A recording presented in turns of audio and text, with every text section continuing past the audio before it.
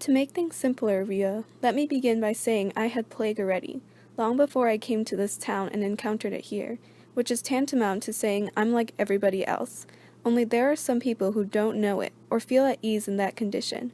Others know and want to get out of it. Personally, I've always wanted to get out of it.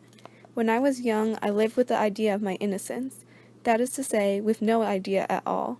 I'm not the self-tormenting kind of person, and I made a suitable start in life. I brought off everything I set my hand to. I moved at ease in the field of the intellect. I got on excellently with women, and if I had occasional qualms, they passed as lightly as they came. Then one day I started thinking, and now? I should tell you I wasn't poor in my young days, as you were. My father had an important post. He was prosecuting attorney. But to look at him, you never have guessed it. He appeared and was a kindly, good-natured man. My mother was a simple, rather shy woman, and I've always loved her greatly, but I'd rather not talk about her. My father was always very kind to me, and I even think he tried to understand me.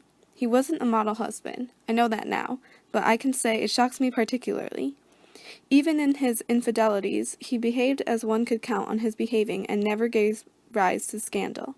In short, he wasn't at all original, and now he's dead, I realize that. While no plaster saint, he was a very decent man as men go. He kept the middle way, that's all. He was the type of man for whom one has an affection of the mild but steady order, which is the kind that wears best. My father had one peculiarity. The big railway directory was his bedside book. Not that he often took a train. Almost his only journeys were to Brittany, where he had a small country house to which we went every summer. But he was a walking timetable. He could tell you the exact times of departure and arrival of the Paris-Berlin expresses, how to get from Lyon to Warsaw, which trains to take and at what hours, the precise distance between any two capital cities you might mention. Could you tell me offhand how to get from Briançon to Chamonix? Even the station master would scratch his head, I should say. Well, my father had the answer pat. Almost every evening he enlarged his knowledge of the subject, and he prided himself on it. This hobby of his much amused me. I would put complicated travel problems to him and check his answers afterwards by the railway directory. They were invariably correct. My father and I got on together excellently, thanks largely to these railway games we played in the evenings. I was the exact audience he needed, attentive and appreciative. Personally, I regarded this accomplishment of his as quite as admirable in its ways as most accomplishments. But I'm letting my tongue run away with me and attributing too much importance to that worthy man. Actually, he played only an indirect role in the great change of heart about which I want to tell you. The most he did to me was to touch off a train of thoughts.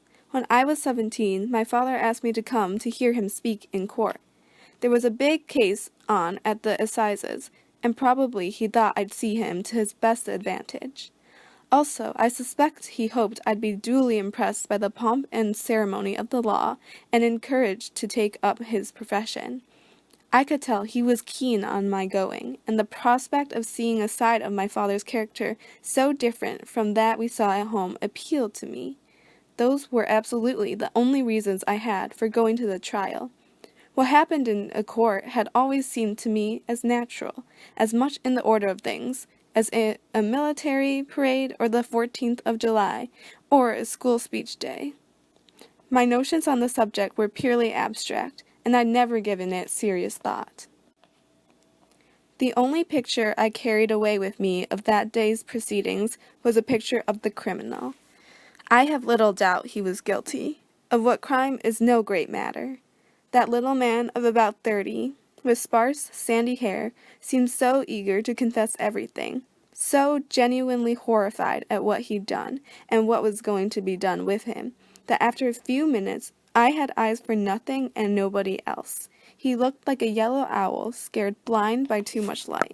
His tie was slightly awry. He kept biting his nails, those of one hand only, his right. I needn't go on, need I?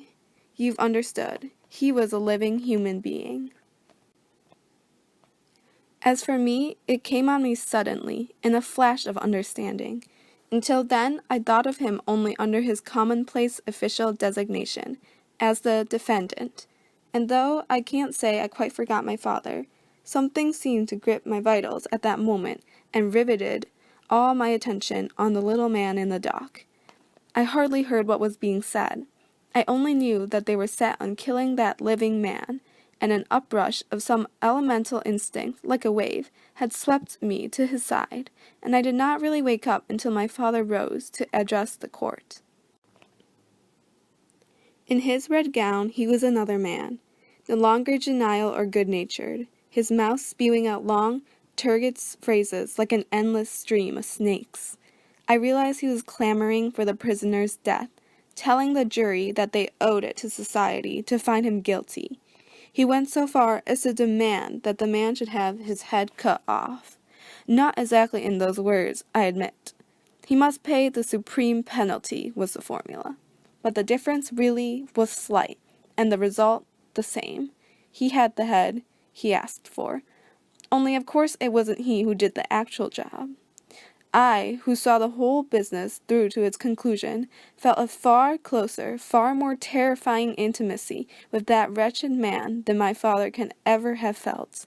Nevertheless, it fell to him, in the course of his duties, to be present at what's politely termed the prisoner's last moments, but what would be better called murder in its most despicable form. From that day on, I couldn't even see the railway directory without a shudder of disgust. I took a horrified interest in legal proceedings, death sentences, executions, and I realized with dismay that my father must have often witnessed these brutal murders. On the days when, as I'd noticed without guessing what it meant, he rose very early in the morning. I remember he used to wind his alarm clock on those occasions to make sure. I didn't dare to broach the subject with my mother, but I watched her now more closely, and saw that their life in common had ceased to mean anything. She had abandoned hope. That helped me to forgive her, as I put it to myself at the time. Later on, I learned that there'd be nothing to forgive. She'd been quite poor until her marriage, and poverty had taught her resignation. Probably you're expecting me to tell you that I left home at once. No, I stayed on many months, nearly a year, in fact. Then one evening my father asked for the alarm clock, as he had to get up early. I couldn't sleep that night. Next day, when he came home, I'd gone. To cut a long story short, I had a letter from my father, who set inquiries on foot to find me. I went to see him and, without explaining my reasons, told him quite calmly that I'd kill myself if he forced me to return. He wound up by letting me have my way. He was, as I've said, a kindly man at bottom, gave me a lecture on the silliness of wanting to live my life. That was how he accounted for my conduct, and I didn't undeceive him, and plenty of good advice. I could see he really felt it deeply, and it was an effort for him to keep back his tears. Subsequently, but quite a long time after that, I formed a habit of visiting my mother periodically, and I always saw him on these occasions. I imagine these infrequent meetings satisfied my father. Personally, I hadn't the least antipathy on him, only a little sadness of heart. When he died, I had my mother come to live with me, and she'd still be with me if she were alive. I've had to dwell on my start in life, since for me it really was the start of everything. I'll get on more quickly now. I came to grips with poverty when I was 18, after an easy life till then. I tried all sorts of jobs, and I didn't do too badly, but my real interest in life was the death penalty. I wanted to square accounts with that poor blind owl in the dock, so I became an agitator, as they say. I didn't want to be pestiferous, that's all. To my mind, the social order around me was based on the death sentence, and by fighting the established order, I'd be fighting against murder. That was my view. Others had told me so, and I still think that this belief of mine was substantially true. I joined forces with a group of people I then liked, and indeed I have never ceased to like. I spent many years in close cooperation with them, and there's not a country in Europe in whose struggles I haven't played a part, but that's another story. Needless to say, I knew that we, too, on occasion, passed sentences of death. But I was told that these few deaths were inevitable for the building up of a new world in which murder would cease to be. That also was true up to a point, and maybe I'm not capable of standing fast where the order of truths is concerned. Whatever the explanation, I hesitated, but then I remembered that miserable owl in the dock, and it enabled me to keep on, until that day when I was present at an execution. It was in Hungary, and exactly the same dazed horror that I experienced as a youngster made everything real before my eyes. Have you ever seen a man shot by a firing squad? No, of course not. The spectators are hand-picked, and it's like a private party. You need an invitation. The result is that you've gleaned your ideas about it from books and pictures. A post, a blindfolded man, some soldiers in the offing. But the real thing isn't a bit like that. Do you know that the firing squad stands only 1.5 yards from the condemned man? Do you know that if the victim took 2 steps forward, his chest would touch the rifles? Do you know that at this short range, the soldiers concentrate their fire on the region of the heart, and their bullets make a hole into which you could thrust your fist? No, you didn't know all that. Those are things that are never spoken of. For the plague-stricken, their peace of mind is more important than a human life. Decent folks must be allowed to sleep easy o' nights, mustn't they? Really, it must be shockingly bad taste to linger on such details. That's common knowledge. But personally, I've never been able to sleep well since then. The bad taste remained in my mouth, and I've kept lingering on the details, brooding over them. And thus I came to understand that I, anyhow, had had plague through all those long years in which, paradoxically enough, I'd believed with all my soul that I was fighting it. I learned that I had had an indirect hand in the deaths of thousands of people, that I'd even brought about their deaths by approving of acts and principles which could only end that way. Others did not seem embarrassed by such thoughts, or anyhow never voiced them of their own accord, but I was different. What I'd come to know stuck in my gorge. I was with them, and yet I was alone. When I spoke of these matters, they told me not to be so squeamish. I should remember what great issues were at stake. And they advanced arguments, often quite impressive ones, to make me swallow what nonetheless I couldn't bring myself to stomach. I replied that the most eminent of the plague-stricken, the men who wear red robes, also have excellent arguments to justify what they do. And once I admit the arguments of necessity and force majeure put forth by the less eminent, I couldn't reject those of the eminent.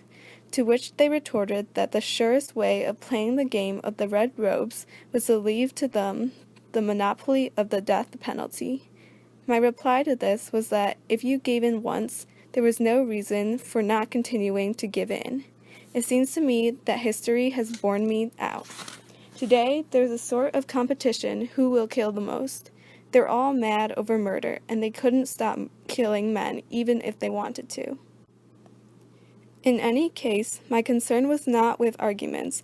It was with the poor owl, with the foul procedure whereby dirty mouths, stinking of plague, told a fettered man that he was going to die, and scientifically arranged things so that he should die, after nights and nights of mental torture while he waited to be murdered in cold blood. My concern was with that hole in a man's chest, and I told myself that meanwhile, so far anyhow as I was concerned, nothing in the world would induce me to accept any argument that justified such butcheries. Yes, I chose to be blindly obstinate, pending the day when I could see my way more clearly. I'm still of the same mind. For many years I've been ashamed, mortally ashamed, of having been, even with the best intentions, even at many removes, a murderer in my turn. As time went on, I merely learned that even those who were better than the rest could not keep themselves nowadays from killing or letting others kill, because such is the logic by which they live, and that we can't stir a finger in this world without the risk of bringing death to someone. Yes, I've been ashamed ever since. I have realized that we all have the plague, and I have lost my peace. And today I am still trying to find it, still trying to understand all those others and not to be the mortal enemy of anyone. I only know that one must do what one can to cease being plague-stricken, and that's the only way in which we can hope for some peace, or, failing that, a decent death. This, and only this, can bring relief to men and, if not save them, at least do them the least harm possible, and even, sometimes, a little good. So that is why I resolved to have no truck with anything which, directly or indirectly, for good reasons or for bad, brings death to anyone or justifies others putting him to death. That, too, is why the epidemic has taught me nothing new, except that I must fight it at your side. I know positively, yes, Rhea, I can say I know that the world inside out, as you might see, that each of us has a plague within him. No one on earth is free from it. And I know, too, that we must keep endless watch on ourselves, lest in a careless moment we breathe in somebody's face and fasten the infection on him. What's natural is the microbe. All the rest, health, integrity, purity, if you like, is a product of the human will, of a vigilance that must never falter. The good man, the man who infects hardly anyone, is the man who has the fewest lapses of attention, and it needs tremendous willpower and never-ending tension of the mind to avoid such lapses. Yes, Rhea, it's a wearying business, being plague-stricken, but it's still more wearying to refuse to be it. That's why everybody in this world today looks so tired. Everyone is more or less sick of plague. But that is also why some of us, those who want to get the plague out of their systems, feel such desperate weariness, a weariness from which nothing remains to set us free except death. Pending that release, I know I have no place in the world of today, once I definitely refuse to kill. I doom myself to an exile that can never end. I leave it to others to make history. I know, too, that I'm not qualified to pass judgment on those others. There's something lacking in my mental makeup, and its lack prevents me from being a rational murderer. So it's a deficiency, not a superiority. But, as things are, I'm willing to be as I am. I've learned modesty. All I maintain is that on this earth there are pestilences and there are victims, and it's up to us, so far as possible, not to join forces with the pestilences. That may sound simple to the point of childishness. I can't judge if that's simple, but I know it's true.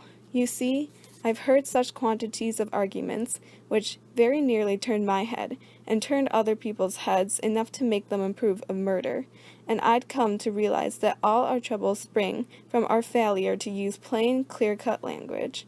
So I resolved always to speak, and to act quite clearly, as this was the only way of setting myself on the right track. That's why I say there are pestilences and there are victims, no more than that. If by making that statement, I, too, become a carrier of the plague germ, at least I don't do it willfully. I try, in short, to be an innocent murderer. You see, I've no great ambitions. I grant that we should add a third category, that of the true healers, but it's a fact one does not come